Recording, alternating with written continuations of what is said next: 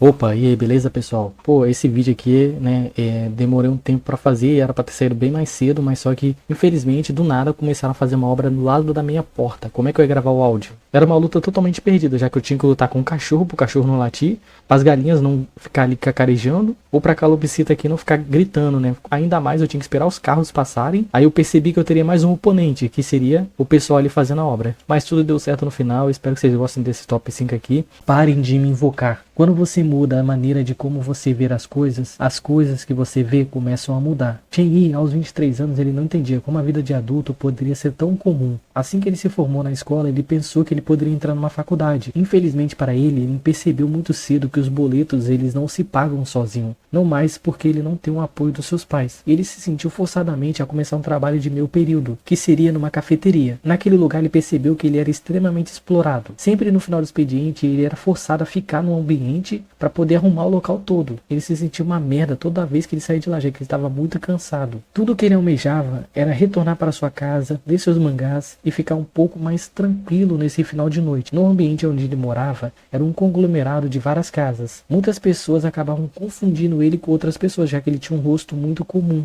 Uma gata acabou confundindo ele, achando que ele era outra pessoa, e começou a falar para ele que queria dar prazer para ele. Só que quando ela falou o valor do preço do seu prazer, Chen avisou para ela que não era ela estava procurando outra pessoa, já que ele não tinha dinheiro para pagar isso não. Subindo na sua casa se sentindo derrotado por não ter aquela noite de prazer, o entregador acabou perguntando para ele se foi ele que pediu um Big Mac. Ele avisou para esse entregador que se ele tivesse dinheiro para comprar lanche, ele não moraria naquele lugar. Depois de uma batalha intensa, recebendo vários tipos de mal-entendido antes de chegar no seu apartamento, finalmente ele havia chegado lá. Só que antes dele abrir a porta, ele começou a ouvir vozes vindo dentro da sua casa. Essas vozes pareciam de pessoas malucas, que repetiam freneticamente, chamando um tal de Lord Ashes. Era o Senhor das Cinzas, Cidade Incolor, Névoa Branca, Espírito Ancião, Senhor do Vazio e Espetáculo do Caos. Shen ele pensou que poderia ser o cansaço do dia ou ele estava sendo realmente mal assombrado. Porém, sem qualquer nenhum tipo de consentimento, ele foi arrastado para aquele ritual que estava acontecendo. As pessoas daquele ritual, achando que seriam dignos de ver a forma esplêndida do Lorde deles, resolveram se retirar deixando só o sacrifício ali.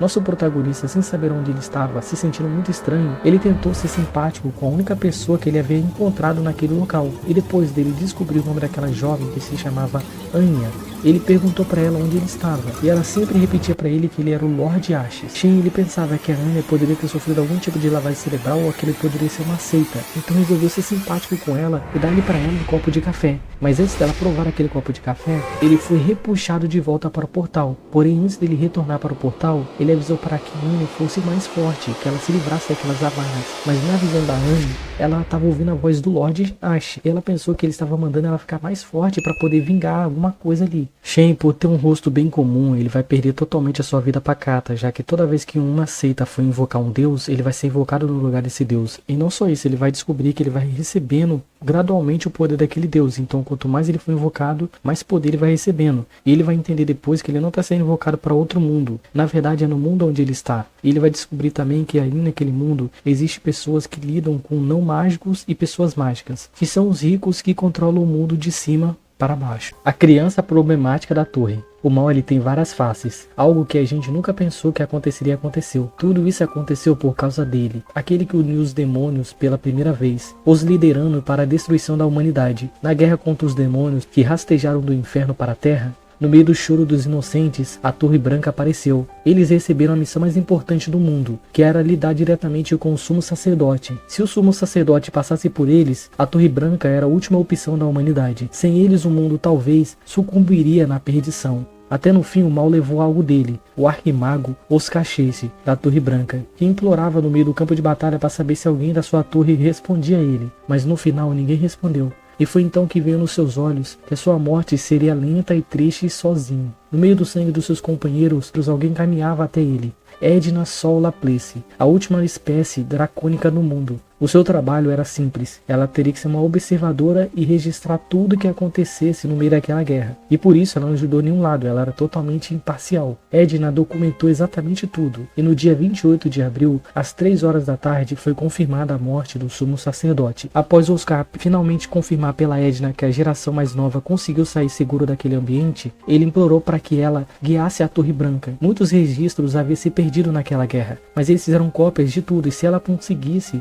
entregar essas cópias para os pessoais que sobraram, provavelmente a Torre Branca iria prosperar. E depois de falar tudo o que deveria ser falado, assim se foi o grande mago. No dia 28 de abril, às 3h47 da tarde, foi confirmada a morte do mestre da Torre Branca, Oscar Sage. O final do registro da queda do sumo sacerdote mostrava as baixas da Torre Branca. 132 magos de nível 6, 19 magos de nível 7 e 2 magos de nível 8, e o mestre da torre, Oscar Sage, de nível 9, havia falecido em combate. As suas quedas trouxe a morte do grande sumo sacerdote. Alguém não achou que esse deveria ser o fim de uma lenda. Oscar ele foi regressar 30 anos no futuro, num corpo de alguém que tinha quase o mesmo nome que ele. Diferente de Oscar Sage, essa pessoa se chamava Oscar Cassian. Era um jovem nobre que perdeu seus pais numa tragédia de extrema covardia. Mesmo ele sendo jovem, ele era uma pessoa muito inteligente, várias torres queriam ele. E esse jovem acabou se ingressando na Torre Mágica Branca. Só que esse jovem, ele não conseguia evoluir magicamente. O corpo desse jovem, ele recebeu um bloqueio de mana. Oscar, para valorizar esse jovem, ele vai livrá-lo desse bloqueio de mana. Infelizmente, ele vai descobrir que a Torre Branca ela não foi muito valorizada no futuro. Todo o conhecimento que a torre tinha desapareceu. E ele se pergunta onde está Edna? Por que ele foi parar nesse mundo? Por que ele não sente a aura da Edna?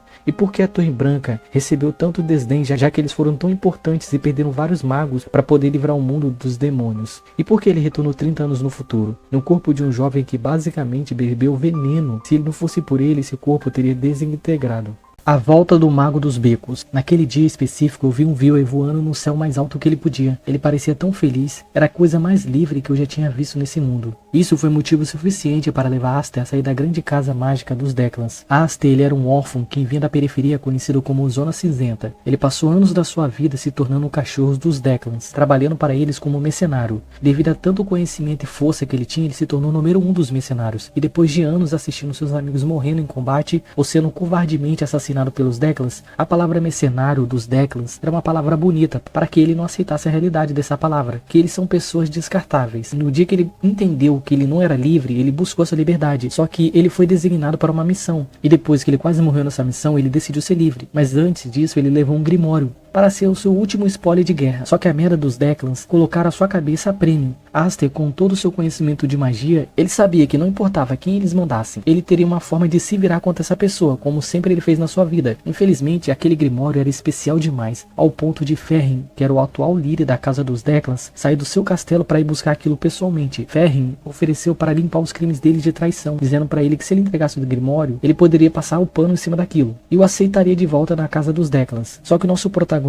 aceitou a segunda opção, lutar pela sua liberdade. Aster, ele percebeu cedo demais que aquela pessoa tinha um nível monstruoso, e ele pôde entender que alguém que nasce no berço de ouro recebe totalmente o conhecimento e ele sempre vai estar um passo à frente de você. Ferrin percebeu que ele tinha talento e disse para ele que não iria matá-lo. E ele até iria recompensá-lo, dando para ele o nome de uma família aliada aos Declans. Aster percebeu nas entrelinhas daquele contrato que ele seria sempre um cão. Não importava o tamanho da casa ou se a coleira brilhava, ainda seria um canil. Como um ato de protesto, ele acabou queimando o Grimório. Como não tinha mais o Grimório e para que ele sofresse até o fim, Ferrin resolveu queimá-lo vivo. Ele achou que a dor poderia dobrar o nosso protagonista, mas Aster disse para ele que ele nunca iria se dobrar. Infelizmente ele morreu, mas ele morreu livre. Sem nenhum tipo de informação, Aster acabou regressando no tempo. Ele percebeu que o Grimório realmente tinha algo de especial, porém foda-se, ele não queria saber mais nada sobre isso. Agora ele tinha a chance de corrigir os seus erros no futuro. Ao pensar muito no futuro, através do seu passado, ele se lembrou das palavras de um amigo que também era da favela. Esse amigo dizia para ele que ele tinha um sonho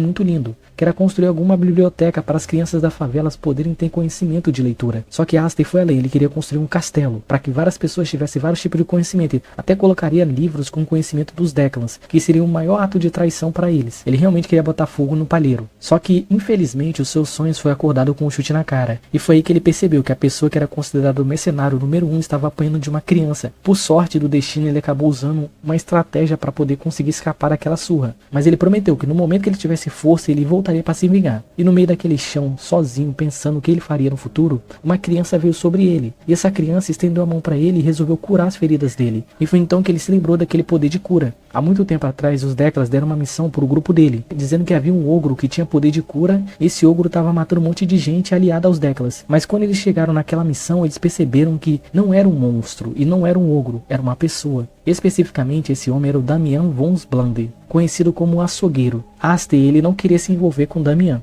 porque ele era muito louco, mas Damian tinha grana, então ele resolveu aceitar ser seu amigo naquele momento. Depois deles zangaram numa taverna e eles resolveram dormir. Aster, ele percebeu que agora ele poderia treinar, já que ele estaria num lugar muito calmo. Ele lembrou um pouco dos seus passados. Os magos nobres, eles passam seu conhecimento de geração para geração, para impedir que os plebeus adquiram algum conhecimento. Por sorte, devido a várias missões que ele teve, ele adquiriu vários tipos de conhecimento, mas ele adquiriu uma técnica no seu passado que era uma técnica muito boa de respiração, que daria um bom potencial corporal para ele. E depois dele conseguir ter feito essa técnica com perfeição, mas quase morrendo ainda, ele resolveu retornar para os seus agressores. Aster, ele deu uma missão muito boa para o Damian. Ele disse para eles: eu vou bater neles e você cura. Eu bato, você cura. O Mago dos Turnos, há mais ou menos alguns anos atrás, acabou surgindo um labirinto. Dentro desse labirinto, monstros saíram deles. E as espécies que antes viviam no subsolo começaram a suprimir as espécies que viviam no solo. Como resultado dessa descoberta não natural, incontáveis vidas começaram a ser ceifadas. Dentre elas, os aventureiros, que eram os magos, morreram ao entrar nesse labirinto. Depois de alguns anos de dor e sofrimento, finalmente o grande herói derrotou o mestre do labirinto. Na verdade, esse era o jogo que o nosso protagonista jogava, o Abismo do Labirinto. O jogo apresentava várias dificuldades. Com o seu desempenho, ele conseguiu zerar todas as dificuldades. O mesmo, ele até pensou em começar a gravar vídeos para treinar novos jogadores. Porém, tudo mudou depois que ele recebeu aquela mensagem. O Abismo abriu uma nova atualização e desencadeou uma nova dificuldade, que seria a dificuldade desenvolvedor. E sem pensar 3 vezes, nosso prota resolveu aceitar concluir essa nova dificuldade. Assim que ele começou a montar o personagem dele novo. Como alguém que já zerou várias vezes esse jogo, todas as dificuldades dele, o nosso prota resolveu colocar os atributos do seu personagem todos na inteligência. Assim que ele terminou de configurar o personagem dele, como recompensa de ter zerado várias dificuldades, ele recebeu uma nova habilidade, que seria a Ampulheta dos Turnos. Ele pensou que se essa habilidade não fosse muito boa dentro do game, ele poderia trocar futuramente, assim que começasse a gameplay. Assim que ele deu play, ele sentiu algo muito estranho no seu corpo. O jogo parecia real demais. Quando ele sentiu que alguém estaria empurrando ele, foi aí que ele percebeu que ele estava dentro do jogo. Como ele era muito inteligente, ele resolveu observar o ambiente, para ele conseguir coletar informações antes dele começar a tomar suas atitudes. Rapidamente ele soube que ele estava passando por um tutorial. O seu personagem, ele era um criminoso. Para poupar vidas de vários inocentes, o mago responsável por aquele labirinto reuniu vários escravos e criminosos para que eles pudessem concluir essa torre. E quem concluísse essa torre poderia receber a sua liberdade, ou talvez até ganhar uma bolsa para entrar na academia mágica. Cara, ele começou a observar e pensar mais sobre o assunto. Ele sabia que ele precisava de um grupo e precisava ver as habilidades do seu grupo. Quando ele resolveu falar com as pessoas que estavam atrás dele para montar grupo com eles, um deles gritou freneticamente que eles iriam morrer. No abismo, qualquer sinal de fraqueza era a morte, e a histeria daquelas pessoas começaram a se espalhar entre eles. E o nosso protagonista começou a repetir na sua mente: pensa, Kali, pensa. E graças ao destino, a sua habilidade Ampulheta dos Turnos ativou. Essa habilidade permitia que ele congelasse o tempo por 60 segundos, mas só dava 4 pontos para ele. Esses pontos, toda vez que ele se mexia, ele perdia um ponto, e o congelamento do tempo poderia acabar. O prota, ele percebeu que respirar e falar não tiraria nenhum ponto dele. Essa habilidade, ele só perdia pontos se ele se mexesse. E foi aí que ele decidiu olhar para saber se ele tinha alguma habilidade ofensiva e não só defensiva, e ele viu que ele tinha uma habilidade chamada Bola de Fogo, e quando ele zerou o Mestre do Labirinto, essa era uma das habilidades mais fortes dele. Assim ele resolveu usar essa habilidade. O prota agora, no corpo de Kylen, ele vai usar todo o seu conhecimento vasto de anos e anos jogando labirinto para conseguir ganhar sua liberdade, custe o que custar, e tentar zerar esse jogo. Por favor, me leia. Ian Singris, Terdian Sokolov, Cromon Bell, Steam Wold, Dmitry Kazin, Marta Periek. Esses são magos que marcaram a história da magia. Eles eram tão fodas que os seus aprendizes estudavam as suas teorias estabelecidas por eles. Até mesmo aqueles que não seguiam o caminho da magia estudavam as suas histórias e conquistas. Eles se tornaram figuras importantes para os séculos e séculos do Império. E eles receberam o maior ato de privilégio do Império. O povo chamava esses magos de heróis do Império. Agora todo o conhecimento daquelas lendas e suas essências vivia na biblioteca da Academia de Atenas, sobre o comando do Império. Mas e se isso tudo fosse mentira? Esses títulos de lendas e de heróis não são são dignos deles. E se eles roubaram as suas conquistas de mim, agora eles me deixaram aqui para tomar poeira. Tudo que nosso protagonista se lembra com clareza, antes dele se tornar um livro, ele vivia uma vida normal numa rotina normal. E ao retornar para sua casa, ele foi atropelado por um Trick-sama. E quando ele abriu seus olhos, que agora são páginas, ele percebeu que ele foi transformado em um livro mágico. E não qualquer livro medíocre, mas em si um livro que tinha vasto conhecimento do mundo.